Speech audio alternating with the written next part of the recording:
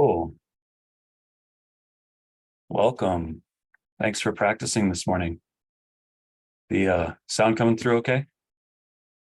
Yeah, good. Good. Go ahead and make yourself comfortable. No need to sit formally for Dharma talk. Uh, And I'd like to, in my effort to not waste anybody's time, I'd like to open it up for a moment and see if there's anything that anyone's coming with today around practice, around Dharma, around life, that they would like to throw out there as a feeder for the talk today.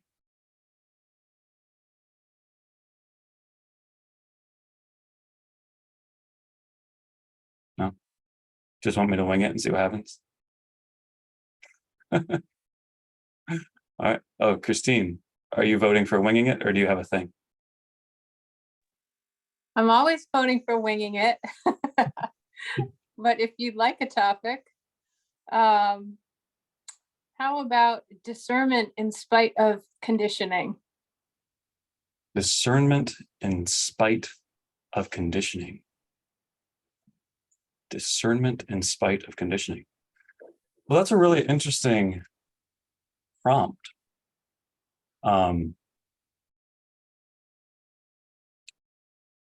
So when we think about discernment, we're thinking about really making sound judgments, right? Like being really clear. This, not that, right? This is this, that is that. I am here, this is there. This is skillful, this is unskillful. And it's kind of like some sort of impersonal wisdom that we're tapping into, or at least when I think of discernment in this context, that's kind of what I'm thinking about. Does that land so far as discernment? Okay. So if this is discernment, now we're talking about discernment in spite of conditioning. Well, conditioning is kind of, by definition, the opposite of discernment in a certain way, right? So conditioning is our pre-programmed reactive pattern to stimulus that we have built up over time by being an organism, right? And a lot of it takes hold really early in like a pre-personal stage of development. We get conditioned to be securely attached or insecurely attached, just as an example. And over time, we have this cycle of like embodied experience, feelings that arise in the body. And we're constantly comparing how those feelings influence our behaviors to the reaction we get from the external world. And we're kind of like making this logbook that is our conditioning, our historical story about when X happens, do Y, so Z happens, and we kind of build up these patterns and these stories that become quite unconscious. And so almost by definition, when we're acting out a reactive pattern, we aren't using our discernment. We're in a system, we're in a structure that is just kind of bump, bump, bump, bump, moving us along, right? And this then doesn't really have space for discernment because we're doing things before we've thought about what we're doing. We haven't really chosen how to react. We haven't really chosen how to respond to the stimulus. We just are, because that's just our conditioned pattern. And so the invitation in our practice is to kind of examine that and to get ahead of the curve a little bit, to create that space between the visceral experience, using a personal example, right? The visceral experience of like fear of abandonment and anxiety that comes when my wife is really anxious, right? Like when she shows up with anxiety and she's externally processing all of this stuff, that triggers all sorts of stuff in my body about like, oh, safe, oh, not loved, no, do something, fix it now, or she's gonna leave, right? And in an old cycle of conditioning, that led to me yelling at her, like, I can't do anything about that. What do you do? Right? I don't want you to do anything. Just shut up. I'm just venting, right?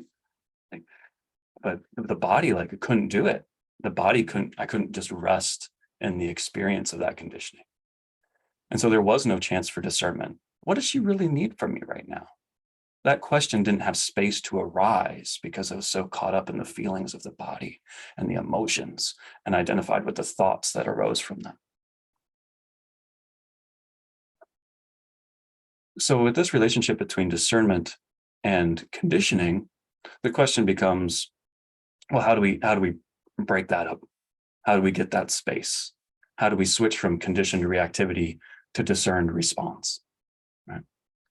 And what comes up for me right now is just kind of it's a tantric teaching. Jigen could probably talk more intelligently about this than I can, but Amitabha Buddha family is associated with this kind of empowerment and the wisdom of discriminating wisdom, one of our fourfold wisdoms that we mentioned in the Song of Zazen. And our unenlightened version of this particular wisdom is desirous attachment. And that sounds really interesting. It's like desirous attachment is conditioned reactivity. Me just going through the conditioning process. Desirous attachment? Clinging? Tanha, right? Like, but I don't want to freak out. I don't want to feel like crap. I don't want to be a douchebag, right? I really don't. So what does it mean, desirous attachment? Well, there's a part of me that does want that. There's a part of me that fully buys into the story that this is the appropriate pattern, because at some point in my life, it really served. I was able to act out that way and break a pattern in my mom or in an early romantic relationship or wherever it came from, and have them snap out of their crap and start giving me all of the attention and love that I needed to feel better, right? So the part of me that bought into that conditioned reaction at any point in time still wants to live it out, still sees value in it, still sees it as being a valid response to the situation. And it's here where we start to recognize and own and come into it. When we see this, well, then we get the empowerment. We're no longer bound to live out our conditioned reactivity, because we've realized that, you know what, if I'm doing this, it's because some part of me wants to. No matter how messed up I might judge that part to be, I need to like get right with this. I need to own the fact that I am actually wanting to live out this pattern, and decide whether or not that's really what I want to do. Is that really what I want to do? Is that really how I want to show up in the world? And when we start asking this question, then we're starting to exercise our fundamental innate wisdom of discrimination. We're starting to pick apart our stories, pick apart our patterns, pick apart our conditionings and say, this is skillful. I'm going to keep this one. This is really not skillful. What do I want to do instead? Right? And then we empower ourselves. We don't hold down the part that came up with an old pattern of behavior. We don't belittle that. You know, there's a samurai phrase that says, be careful what you say, for the samurai within always hears it. So you don't want to trash talk this part of you that you've realized is unskillful. Right? That doesn't help it become your friend. That doesn't help you open up to it. That's not the open, honest, and vulnerable relationship we need to have with ourselves. Right? So it's softening, it's opening, it's recognizing the value that it had. It's recognizing that you did the best you could. Just like right now, you're doing the best you can. Like, how beautiful is that? Wow. We are so brilliant as beings that we can just like survive. We can find ways to get by, to get through. What a gift. What a gift. And so we say, okay, little Danny, hello, little Danny. Can we please stop doing that? Can we maybe figure out a new way of being? Because that one ain't working so good. Second divorce is on the horizon. Can we tone it down a little, right? And so we get this positive relationship, this teamwork that comes up. And it's like, well, when little Danny's showing up, what is he bringing me as this conditioned information?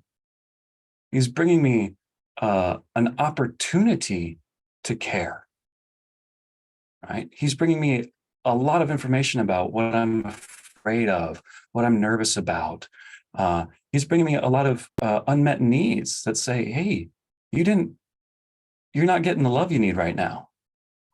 And part of this is just radically accepting that. No, when my wife is that anxious and that freaked out, she is not giving me the love that I need. And she's not going to, because how dare I expect that of her? What? No, that doesn't make any sense. This is a time for me to show up, not a time for me to try and take, right? So little Danny brings me this fear, this sadness, this unmet need, all this beautiful information about being a little boy, being scared, being in love, and thinking, what would I ever do if this goes away? I can't deal with that. Desirous attachment, clinging.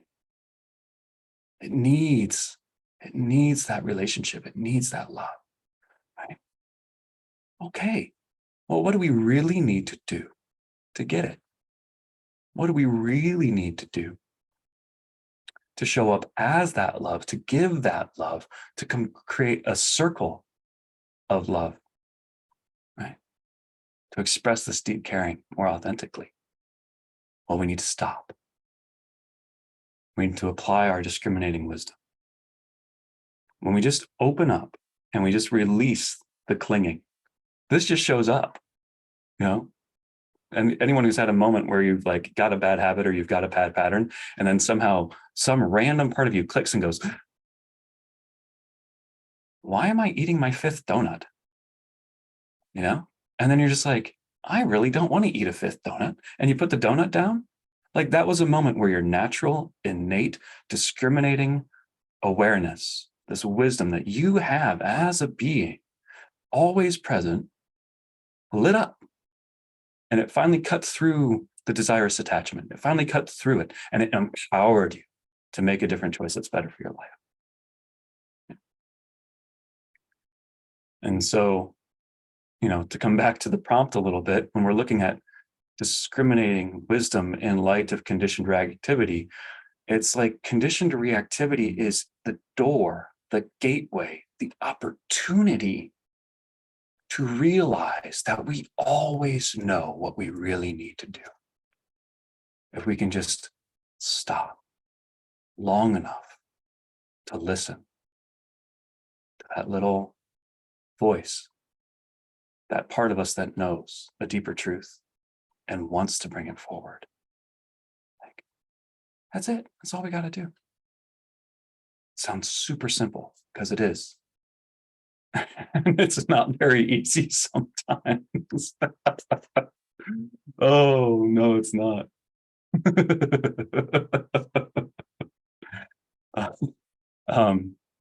And this is where we turn to our practice, right? This is where we turn to our zazen, because desirous attachment and zazen, like zazen's a perfect antidote, right? It's like,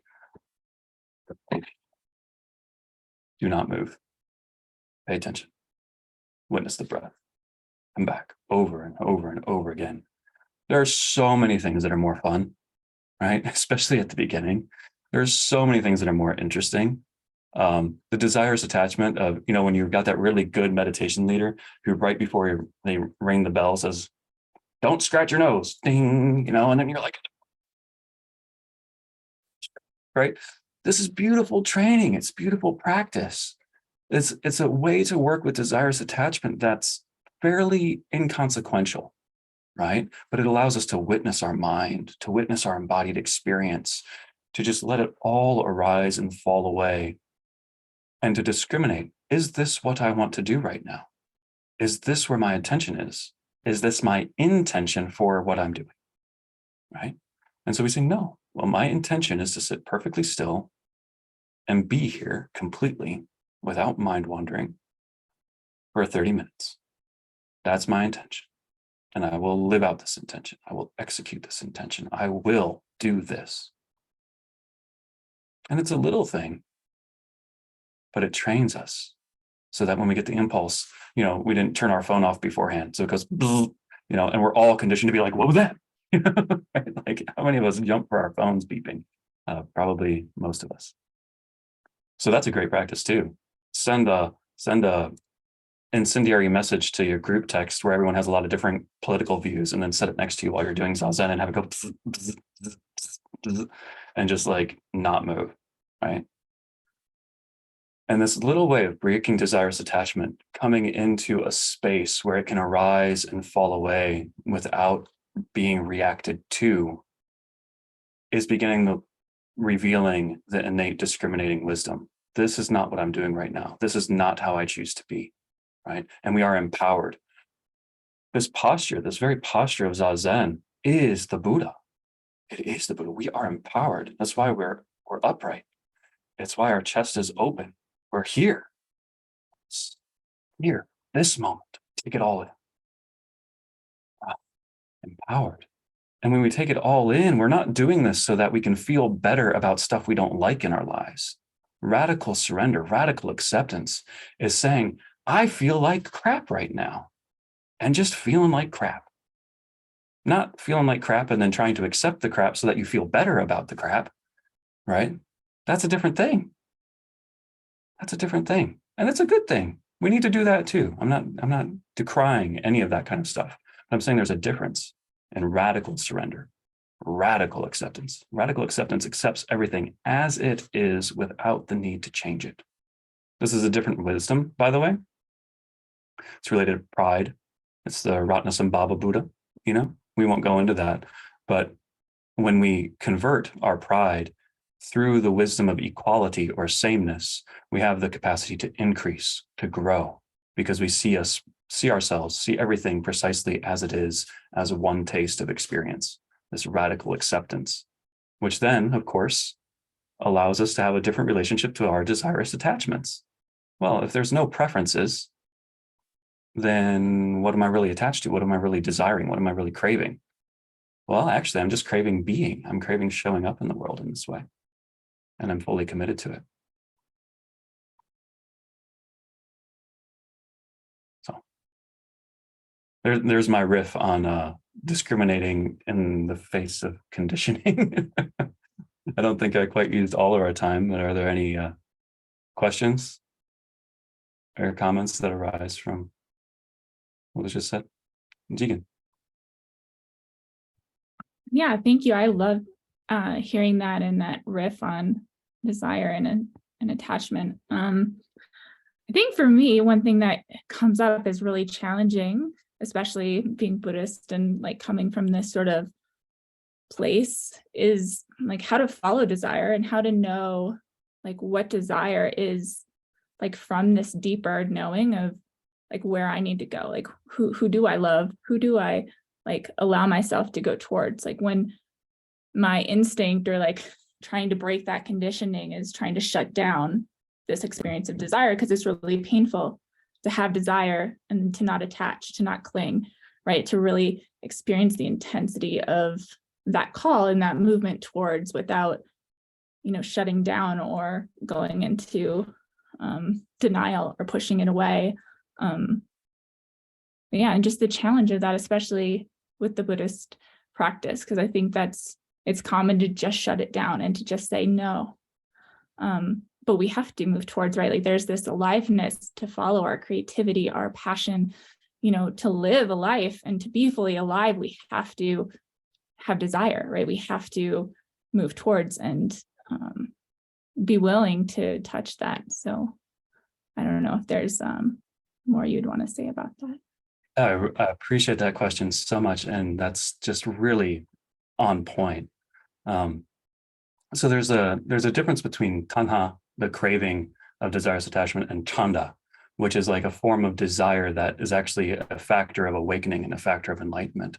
And this type of skillful desire, or these healthy attachments, for one way to put them, is just, it's so precious to touch into. And discriminating what's tanha, what's the desirous attachment, and what's chanda, this skillful desire, is it can be really tricky because our conditioning can go really deep, and we can get taught early on that our healthy, skillful desires for connection and for presencing and for being with and for giving through traumatic experiences, we can realize that, oh, maybe that's really bad. That's not the right kind of desire. Those aren't the right types of things to move toward. And this is where I've seen it most in my own life. So that's why I'm speaking about it. And one of the things that helped me is the Dharma teachings about wisdom and compassion, in the sense that when we look at, if we're continuing to use the Buddha families, when we're looking at Vairocana, the clear light, right, the base, the Dharma Dhatu,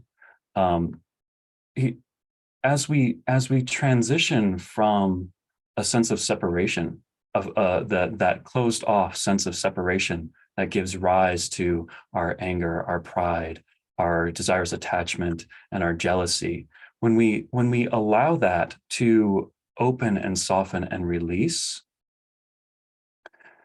then we come into a place of fundamental connection. And that fundamental connection is through us. It's like down and in to meet what's coming up and out. And so when we take our attention down and in, what comes up and out is fundamentally healthy, right? When we really can do it. And it's hard to do it. We need a lot of help sometimes to get through all of the stuff that's stopping us from being able to go down and in. But this idea of fundamental connection, of being together, of being an inseparable part of the world, seamless yet distinct, can create enough of a container for that discriminating wisdom to start to pin, like, that desire to shut down really isn't in service of this love, right? Oh, well, that desire to go after that particular individual is really based on lust, not love. It's really based on wanting all of the excitement of a new adventure. It's not based on the stability of a long-term relationship. I don't see that in them, but I'm going to go after it anyway, right? And so when we really open and soften and listen to all of our parts and allow that discriminating wisdom to be the dominant voice, because we've really bought into, experientially understood that we are co-creating our reality and our voice is an essential part of it. And that there are people out there, their spiritual friends that we can bounce it off of when we're unsure. Like, hey, I'm thinking about this, but I can't really tell what kind of attachment it is. Can you help me out? Just that process of being in community and relying on this can be so helpful. And it can be big work. It can be big, hard work to start to really pick those apart, But this is our path. This is our practice to see exactly where we are. And then it doesn't really matter, because like at this moment, do I need to step with my left foot or my right foot? Well, I stepped with my left foot and I fell down a cliff. Don't do that again. Okay, right. Now I'm at the bottom of a cliff. Where's the trail? There's the trail. Step with the right foot this time. Okay, here we go, right? This moment, again and again and again. What's my next step? What now? What now? Open, soften, listen, open, soften, listen, learn, grow. And it's a hell of a journey. It has lots of ups and downs. So I know that's not really that's kind of a non-answer, right? In a certain way. But I think that's for me how this teaching has unfolded so far. And I hope that there's something in there that was helpful to you, Deacon.